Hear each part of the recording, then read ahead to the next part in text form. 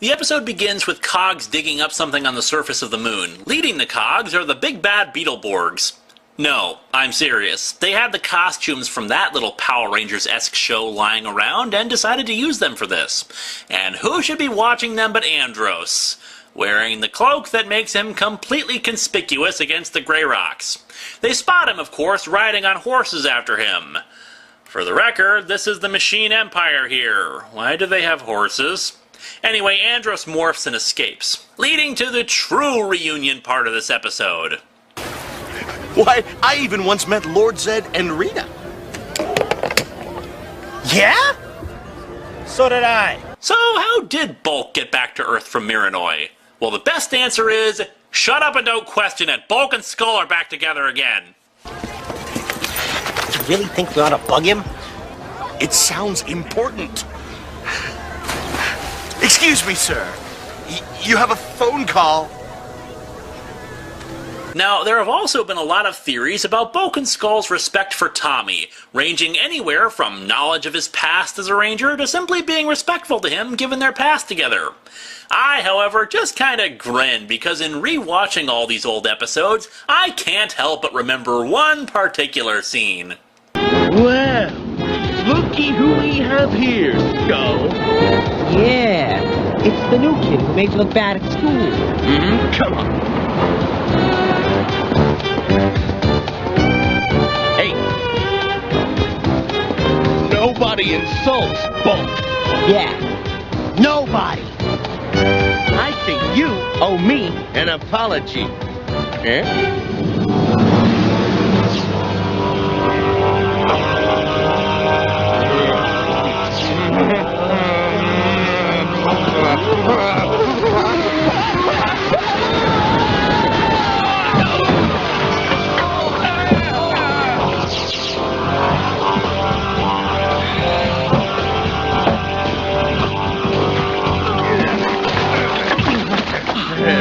What is with that guy? I don't know, but he should have his eyes checked.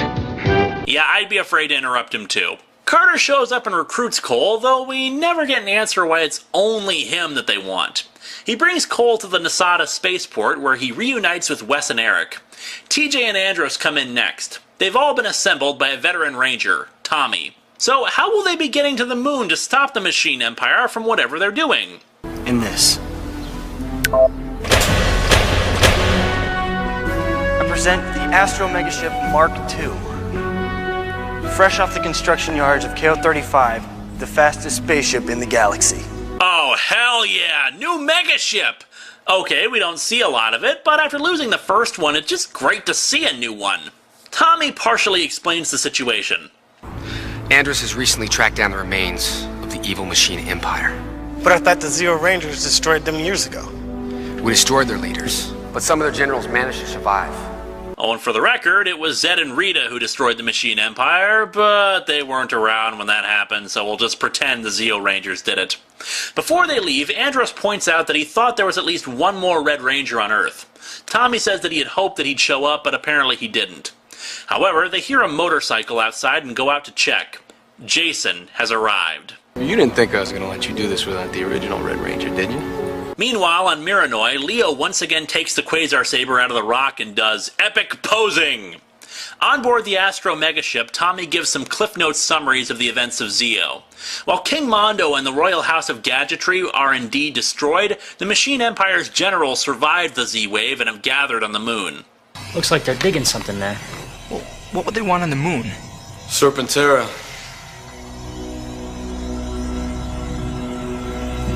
Years ago, when Lord Zed was defeated, his personal Zord remained hidden on the surface of the moon.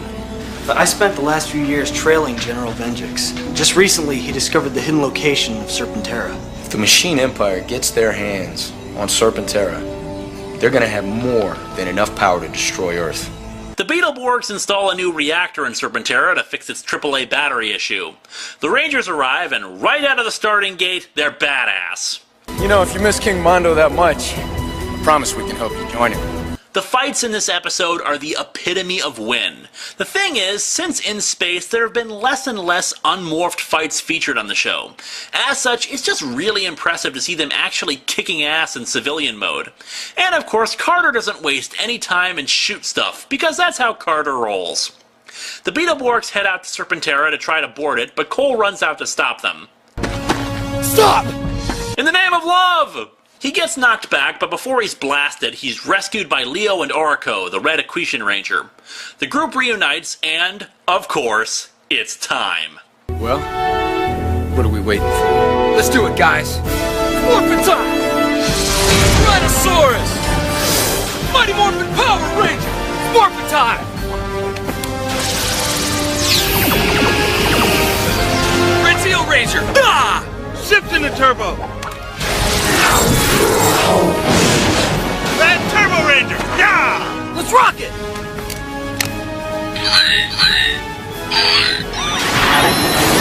Red Space Ranger! Go! Galactic! Go! Galactic! Blade Speed! Rescue!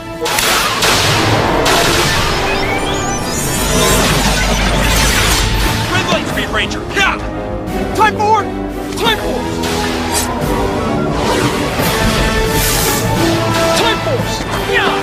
Quantum Power! Quantum Ranger! Yeah! World Access! Red Wall Force Ranger! Red Alien Ranger! Yeah! Alright guys, let's do it!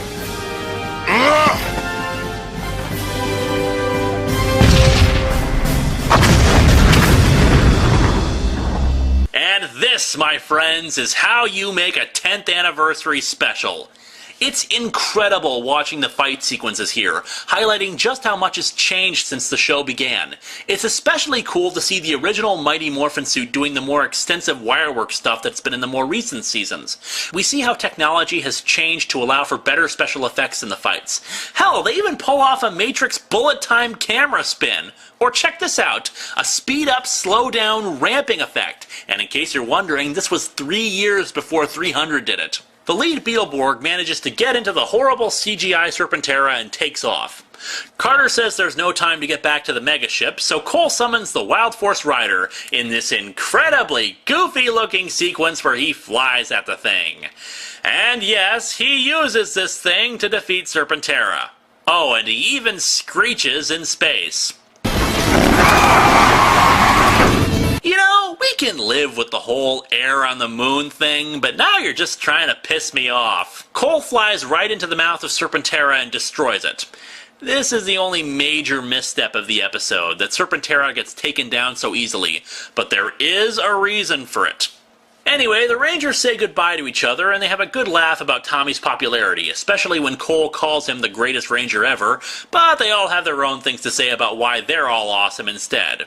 I'm sure many of you who have never seen or heard about this before have a lot of questions, and even those of you who have seen the episode know of all the continuity and questions surrounding the episode, so let's just get it all out of the way. First and foremost, this is a reunion of all the Red Rangers, so where the hell is Rocky? Steve Cardenas was indeed approached to appear in the episode. However, he was moving at the time, and sadly they couldn't reach him when it came time to actually bring him in. He was, however, fully on board with coming back. It's just sometimes this sort of thing happens. It should be noted, though, that the appearance for him they had planned was not as a Red Ranger, but as Tommy's butler. You see, why do I have to be the butler? He would have only assumed the Red Mighty Morphin powers if they couldn't get Austin St. John to be Jason. Personally, I would have put him in the ninja suit and dropped the Red Equation Ranger, but what you gonna do? Speaking of, Orico is the only Ranger to not have his original actor reprise his role, which isn't that bad since he only had like 2 or 3 lines in the entire episode. Next question is of the powers, something that's hotly debated about. Most glaring of the problems is Jason's, since he had given up the Mighty Morphin powers to Rocky. One theory is that the Sword of Light didn't transfer the powers so much as copy them, but that tends to get thrown out for various reasons. Another theory is that during Zeo, Rocky gave the Morpher back to Jason. It's certainly plausible. Adam still had his Morpher, and we saw that the things can still function, and it's potentially possible for them to be repaired. However, there is an official explanation by Amit Bhaumick, the writer for this episode. His answer was that in one of the Power Rangers comics, Lord Zed once used the leftover energy from the Dino Coins and created Dark Rangers based on the powers, and that Jason took the morpher from him. It's a bit of a stretch, especially since the canonicity of comic books and the like is questionable, but hey, take what you can get. And okay, yeah, I guess you're wondering about Bulk and Skull too. Well, the theory postulated there is that the wormhole that the Galaxy Rangers supposedly used back in Trakeena's Revenge to bring them to Earth could have allowed Bulk to return to Earth too. Again, I don't really think it matters other than the two are working at a resort. Again, kinda like a juice bar from their youth. As for TJ and the turbo powers, recall that Storm Blaster had a spare morpher for Justin, so it's entirely possible that Lightning Cruiser also had a spare turbo morpher for TJ. We never saw the Zeo powers being lost on screen, so it's most likely that Tommy still had them after he retired from active duty. Now, people have asked why he doesn't use them at other points we'll get to, same as with Adam back in Always a Chance. But my theory is a philosophical one. The Rangers are supposed to be a team, and there's just something wrong from a Ranger philosophical position of using them as a solo hero. I know it's stupid, but I'm gonna go with that since we don't have any other real answers. There's also an Alpha robot on the megaship who we see and hear briefly, though he was supposed to have a few more lines in the original script. He's identified as Alpha 7, but since he has the original voice and since we never learned the fate of the original Alpha 5, I'm just gonna say it's Alpha 5 and go with that. As you'll recall from the Lightspeed Rescue review, Danny Slavin had a falling out with the production team, so when he was asked to come back, he was on the fence about it. When he did finally decide to return, most of the filming had already been completed. As such, he was digitally inserted into several shots, and in one group shot where he's supposed to be unmorphed, you can clearly see the suited version. There were 3 other former cast members who were in the episode as voices for the Beetleborgs: Walter Jones, who played Zack, Catherine Sutherland, who played Kat, and Archie Cow, who played Kai. Sure, most of it was just 1 or 2 lines and some grunting, but it's still cool that they did that. Another trivia note, the chess set that Bulk and Skull are playing with is the one used from In Space during the Psycho Ranger saga. Forever Red dug deep into Power Rangers lore, bringing up everything they could to make the episode a great little nostalgia trip and overall a damn enjoyable experience. It's one of the few episodes I'll happily rewatch anytime. It's the kind of thing Power Rangers fans have been wanting for years, a team-up of all the old Ranger teams. Sure, it didn't have everybody, and we never learned the reason why it's Red Rangers only for their mission, but 10 Rangers from the past 10 seasons was an awesome sight to behold and making for one of the best episodes of the show. However, it almost wasn't made. Disney was pretty hands-off on the production of Wild Force, but what got their attention was that the Wild Force production team was planning on doing another 2-parter in the same block of episodes that they had done Reinforcements from the Future. They asked about it, and the producer, Jonathan Zacher, explained about the 10th anniversary and their hopes to release it either as a video special or as an hour-long special that could be broken up into 2 parts for syndication. Disney responded very simply: "Why are you advertising old toys that aren't made anymore?" In return, Zacher explained the team-up tradition. However, Disney was upset because they had already done a team-up episode, one very expensive and lacking Sentai footage. They managed to negotiate it down to 1 episode, but the production team overshot the episode in the hopes that in post-production, Disney would relent and let them just do a 2-parter.